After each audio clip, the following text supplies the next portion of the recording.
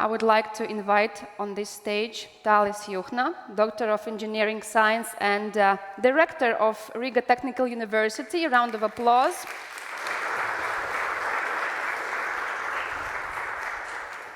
Right, so first of all, congratulations. I think it's still quite fresh, and I think we haven't met in person since your appointment. Well, it was actually the election, so congrats on that. Yes, you should use that, and I think it should be working. No need to, yeah? So how are we feeling today? Well, it's Friday. It's good. All right. So, you know, Tālis, when I think of you, and we've been familiar for a few years by now, right? So the three words which come immediately to my mind are, of course, RTU, water, and startups. And RTU, because for a very long time you've been boosting the innovations inside RTU, now also as a rector, right? And then water, because you've been involved in so many water tech projects and still involved. And actually, it's thanks to your assurances that I drink tap water in Riga. That's a very big achievement. And startups, because you are involved with startups, you're a founder, you were a founder, so it's a very interesting mix. But Tālis, my request to you is to enrich my vocabulary. Those three words, RTU, water, startups. Add some more words to that line. What else is Tālis about? I think these three words still are connected by technologies, and somehow a person who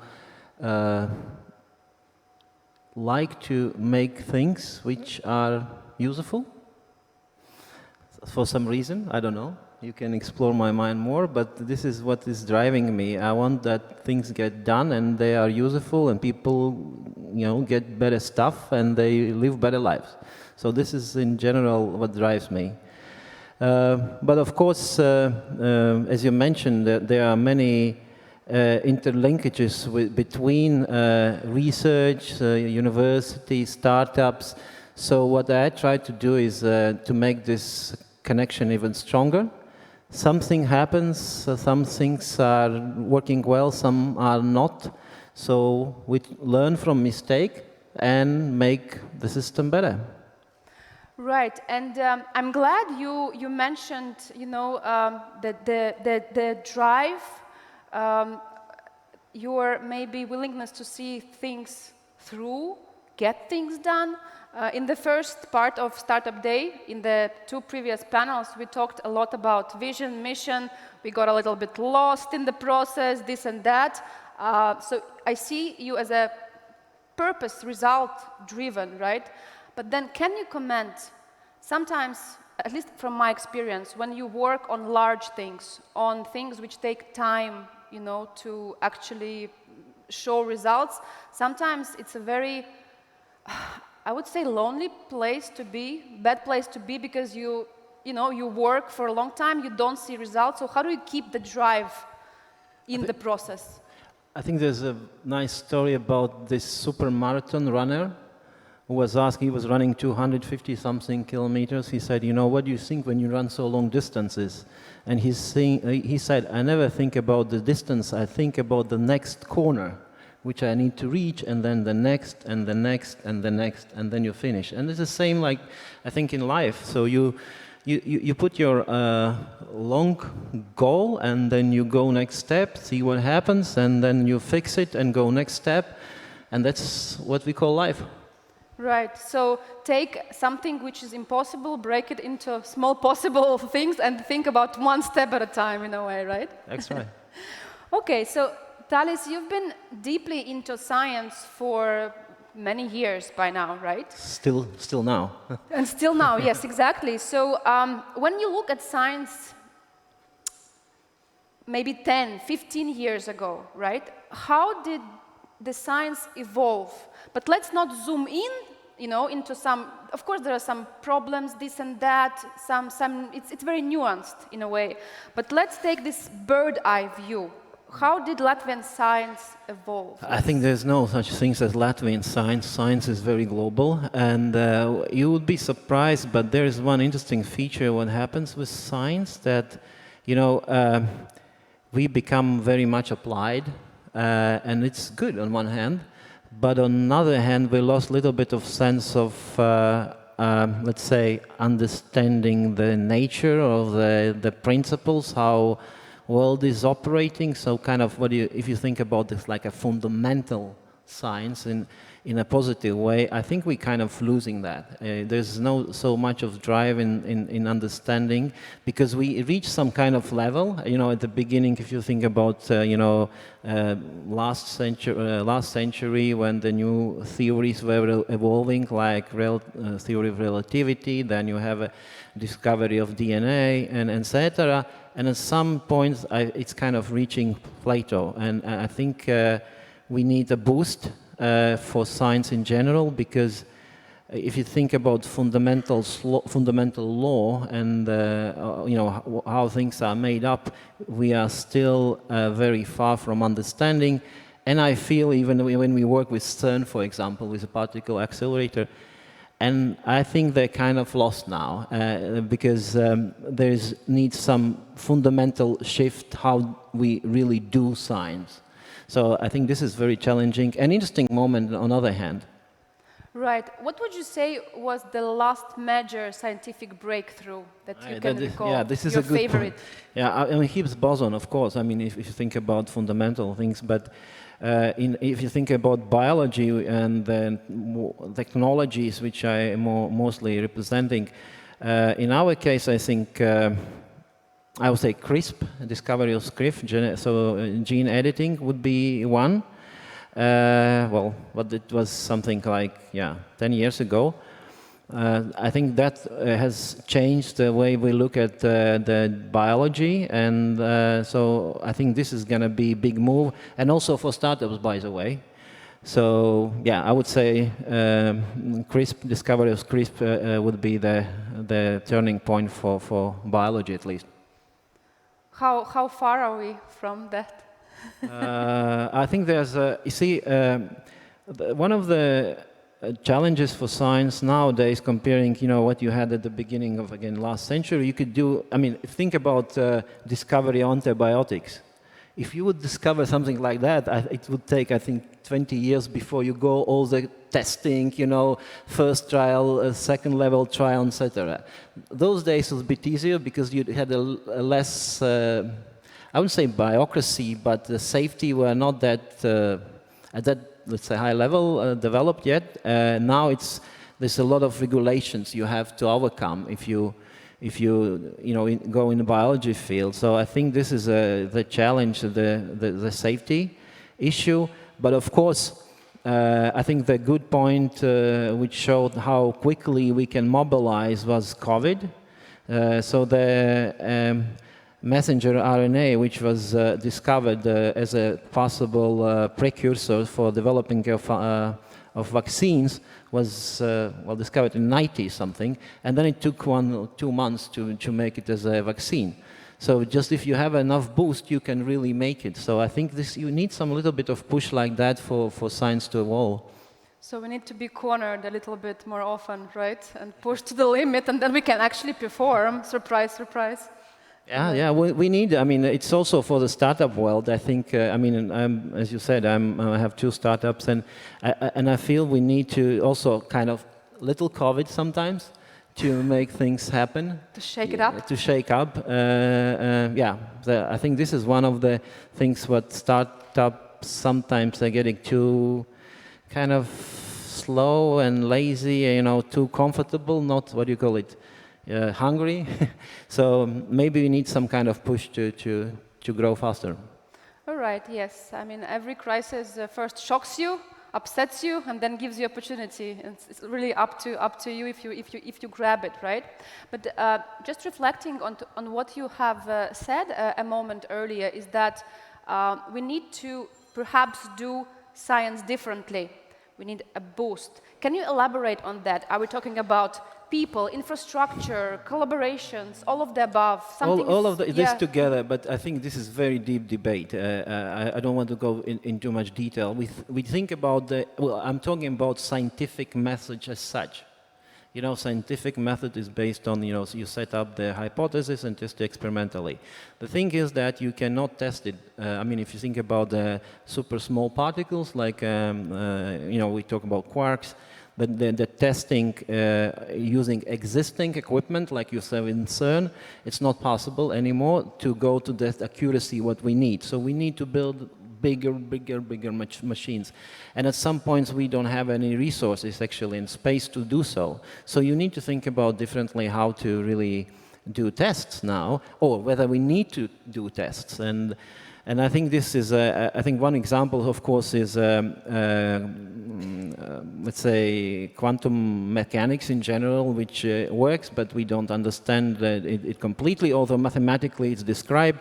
So somewhere we are also stuck in the way we do research. I mean, if you think about, very critically about experimentation, I know how the scientists are planning experiments, then they are good at the point when you actually can define what kind of experiments you need to do. But the question is how to really define this, and that's where we are, I think, still need to do a lot.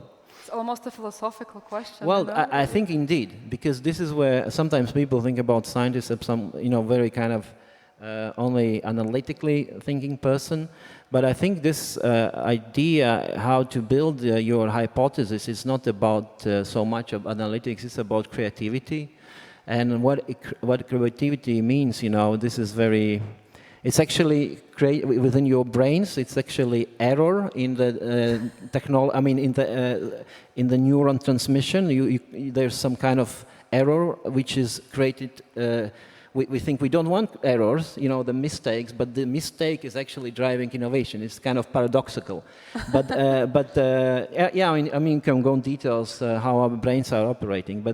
But this is interesting, you know, how to really encourage more individual scientists, and I think maybe it's not now anymore about individual scientists as it was in 17th century when, you know, the first science academies, like in England, like scientists like Boyles, who was started with the first academy. So they were more individual scientists, so they actually were not, believe me, it's very interesting, there were no peer review in those days. You know, peer review means that you write something and others are criticizing you.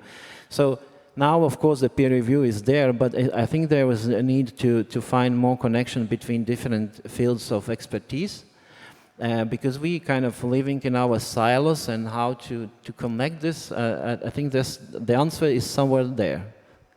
That's amazing. I'm loving what I'm hearing. So a lot of also good, I mean, just, you know, to wrap up, I'm letting it sink in. A lot of good things happen to us because we made mistakes first, right? Well, I mean, this is not my kind of words. This is well known because of this uncertainty in our brains. This is make us different from machines.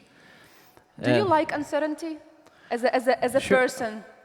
Well, it depends, you know, how big is an uncertainty. If you go outside of your building and then, you know, the car can hit you any moment, then it's not good uncertainty. But when you think about uncertainty, when you have somewhere in the problem, and then you stuck with a problem, and then you go out and go in, and then uncertainty helps you. This kind of certainly is something right. Positive. Yeah. I love these, you know, questions about uncertainty because I can't handle any. That's how I know I wouldn't be ever successful in any startup, or that's why I'm on the ecosystem, non-government organization side, right? Tālis, you know, this week, right? Just a few days ago, there was an interesting interview with you, viens pret viens, one. It's called. It's kind of hard talk in English. Right, yeah. right. And I watched it with great pleasure, and you were talking about the quality of knowledge of physics and mathematics. Maybe we could say STEM in the students who are freshmen and they come straight from the secondary school, and you are not particularly happy with that level or quality of knowledge they have entering RTU, right? And my question would be, so imagine you were given a carte blanche to change things today, immediately, effective immediately, in our secondary education system. What would you do, first of all, immediately, ASAP, in order to improve the student material, so to say, for instance, for RTU? Well, creating interest. I think there's a good, you can look in our history regarding music and dance culture. You know, you have this. We are, I think, very proud of it. Why? Because you have a lot of clubs. I mean, the choirs in a school. So we counted this huge amount. I think this summer during folk festival, there was also the figure. Almost every school has, one.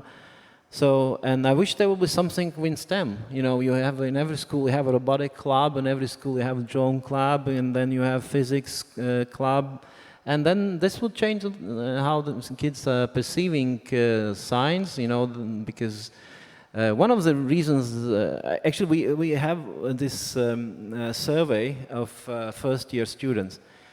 From 18 to 25, we check doing the kind of survey and asking, what do you want to be? And believe me, like 70% saying, I want to be, like engineer, working in IT, 70%, 70. And only 20% or less apply. Why? I mean, most of them, they are going to other fields of like sociology, psychology, etc., law. So less than 20. And the reason is they don't have enough skills in math and physics. So what we try to do, of course, we go into the schools. We have even, we had just before we had discussion about our Futurimo Center, which is for the kids. Then we go into the schools. We have our school. Perhaps you heard about this kind of prodigy school, the top kids. Competing in mathematical competitions in the world, but this is the small number. We need more. So that's why we stuck at the. Actually, it's indeed it's the primary education. Kids are not choosing STEM, and then for them it's difficult to enter university. So they want to, but they cannot. Right. I'm so happy to hear that, because if some of you were attending since the very beginning, this thesis, this hypothesis that we need, not hypothesis, but actually like a thesis, proper thesis, has emerged already at least maybe 4 or 5 times. Yes, and I was actually telling earlier in my presentation that we have about 120 plus music schools. If we had exact amount of, I don't know, STEM, programming, extracurricular activities? Yeah. And you have to make also fun. This is where, because it's so exciting to do science. I don't know why people are scared about it. It's exciting, and we need to teach this to the kids. Not teach, but to let them experience it. Right. I think there's also a lot of stereotypes or maybe stigma around science that, you dedicate your maybe, I don't know, whole life to something which might not, the old, I don't know, stereotypical thinking that it's, it's boring. I think in general, if you think about Latvia, the researcher, zinātnieks in Latvian, it sounds something, maybe not now, but when I returned from Sweden, I studied there, it was kind of, it's a really strange person, to work like zinātnieks, what they are doing. We can't talk to people. It's like, we have this Latvian song, zinātnieks un pētnieks, nabaga mājas sētnieks. It's like, So, and I feel it's changing now, but the science is not just in academia. I think this is a point. We need science everywhere. We need science for startups. We need in industry. This is a part of our life. It's like you have managers in every company, but no scientists.